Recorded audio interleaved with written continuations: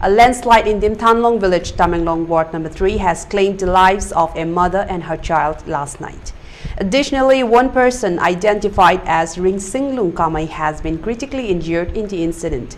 As per reports, the incident took place at the intervening night of July 29 and 30.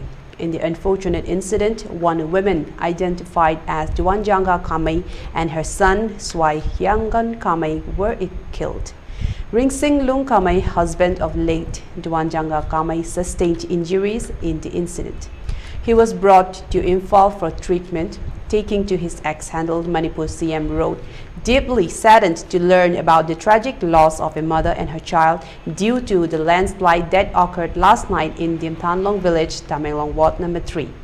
My heart goes out to the bereaved family. Our thoughts are with Ringsinglung Kamai, who has been critically injured in this incident. We are taking immediate steps to ensure he receives the necessary medical attention and advanced care. Amidst opposition accusations that Manipur has been neglected in the union budget, Chief Minister Biren Singh has firmly rebutted the claims. Addressing the concerns, Biren Singh stated, "It's their petty politics. Manipur has already received not less than Rs 250 crores for hailstorms and floods, and we have already distributed it to the people."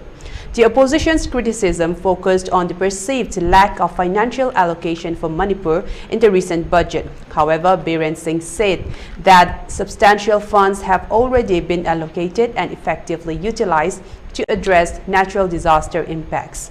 The controversy escalated earlier on July 23 when Lok Sabha MP Dr. Angomcha Bimol Akoijam condemned the Union Budget 2024 for allegedly neglecting internally displaced persons (IDPs) in Manipur.